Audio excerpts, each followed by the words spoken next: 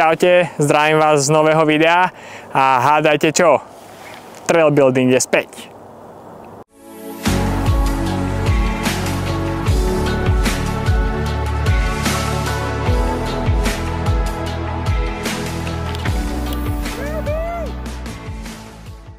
Kto videl naše nedávne video, v ktorom sme sa bavili o jazdení na jeseň a čo všetko vás čaká, tak koniec videa bol venovaný tomu, že práve jeseň je ideálna aj na výstavbu trailov, práve pre tých, ktorí už moc nejazdia a bike majú doma zazimovaný, čistý, odložený.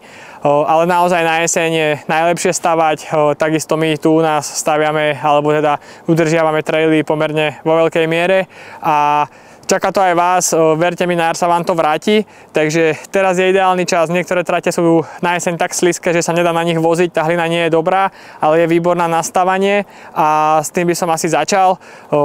Nestavať úplne nové traily, respektíve kto má čas, chválim a hurá do toho, ale aj traily, ktoré jazdíte počas roka, tak si zaslúžia a budú potrebovať nejaké úsilie, nejakú údržbu a či už je to samotné hrábanie listia, o ktorom sme sa bavili, alebo fúkanie fukárom, tak bude takisto treba možno nejaké stromčeky trošku vystrihať, nejaké konáre, ktoré zavádzajú, vyhádzať všetky veci a potom v závislosti na to, trail ste v lete jazdili, viete, čo vám na traili chýbalo, čo vás možno trošku nudilo. Dajme tomu, že ste mali rovinatý úsek, treba tam postaviť skok alebo zmeniť sekciu úplne, natiahať niečo nové, vrátiť sa naspäť do starej trate, prípadne ak ste mali nejakú odklonenú zákrutu, kde ste strašne potrebovali klopenku a chceli ste sa do nej oprieť a nebola tam, je čas ju tam postaviť práve teraz, práve na jeseň a od jary môžete trénovať, môžete sa na nej voziť a verte mi, že vás to bude tešiť, keď ju tam už budete mať a budete ju tam mať celý ďalší rok. Ja sa vždy snažím venovať trailom, ktoré jazdím počas leta najviac, pretože mi najviac záleží na tom, aby boli v dobrom stave, keďže na nich trénujem na sezónu, ale trénujem aj mojich študentov a viem, že keď sa tie traily páčia mne, tak sa páčia aj ostatným kamošom a budeme sa tu spolu voziť. Aktuálne, keďže je tu veľa e-bikerov, máme dlhé traily a dlhý trail znamená pomerne veľký úsek, o ktorý sa treba starať, ale vôbec to nevadí, keď sa to robí priebežne a keď je vás aj viacero, tak sa to dá zvládnuť. A ja aktuálne opravujem, alebo staviam novú klopenku v úseku, kde je trošku travers a väčšinu roka je tu slizko, tak ma napadlo, že bude fajn nechať možnosť ísť navnútro po šmiklavom traverze a navonku spraviť malú zápierku. Môžete vidieť, kde stojím, je tu krásna kaša, totálne bláto a väčšinou to tu takto vyzeralo takmer vždy, keď zapršalo, alebo aj celkovo, keď bola trať suchá, tak tento úsek bol stále slizký alebo takýto blátový. Tak som sa rozhodol, že na vonkajšej strane vybudujem menšiu klopenku. Nie je to žiadny mega building, je to robota na možno 2, dajme tomu 3 hodinky, až kým ju dokončím. Aktuálne je len nahrubo našejpovaná, aby som videl, či má dobrý tvar. To som vám vždycky hovoril, pozerajte sa zo smeru, ako prichádzate do úseku, či staviate správne, na správnom mieste, či má dobrý nájazd a dobrý výjazd, to je extrémne dôležité. Takže mám ju takto nahrubo, nahádzanú, budem ju ešte dorábať a aj keď najčastejšie staviam tak, že si predpripravím drevenú konštrukciu, tentokrát staviam čisto z hliny, takže milión lopát a kríže na kašu. Čo sa týka hrabania, ak nemusíte hrabať, nehrabte a zoberte si fukár, je to 100 a 1, ale ak nemáte fukár a musíte ísť hrabať ako ja, tak odporúčam hrable na listie. Kto hrábal trail doteraz normálnymi, alebo teda tak ako ja, obyčajnými hrablami a skúsil potom hrable na listie, tak to je úplný game changer. Stále to není fukár, ale ide to oveľa lepšie, pretože to krásne prúži a nechytáte všetky korene, ktoré na traili sú. Takže veľký pomocník, ale stále je to jednostranné zaťaženie ako lopata, takže chrbát si pochvaluje. Ale ide to celkom dobre a je to potrebné, lebo ako som hovoril, zapadané traily sú extrémne nebezpečné.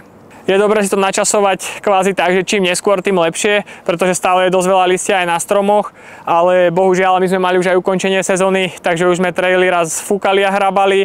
Ja to hrabem teraz znova a je dosť možné, že budeme hrabať ešte znova, ale netreba mať vyhrabané všetko, stačí 1-2 traily na zimu, ktoré máte najradšej a nebude toho tak veľa a vravím, radšej 2 poriadne ako všetky tak na polovicu. Tu máme jeden menší skok na traili, je tu dlhá rovinka a je tu odrezaný strom, alebo teda je tu peň a chalani oni dorobili skok, ale už bol pomerne dosť vyjazdený a bol z toho trochu kiker. tak dohádzal som pár lopát do tej strednej časti, rozšíril som celú ľavú stranu, pravú som nerobil, keďže je to obchádzka, aby to nezavadzalo, takže som ho trošku rozšíril doľava, nech je to proste trochu širšie a bezpečnejšie a hovorím, nechcel by sa mi stavať nový skok, ale udržiavať starý je hodinka roboty, možno ani to nie. Teraz má pár dní pršať, tak dúfam, že si tá nová hlina trochu sadne, aby to bolo tvrdé. Takýmto štýlom môžete pokračovať a takýmto štýlom pokračujem aj ja a každú jednu prekážku buď opravím, vyčistím a tak podobne. Čím viac ich máte, tým viac sa o to proste musíte starať, no.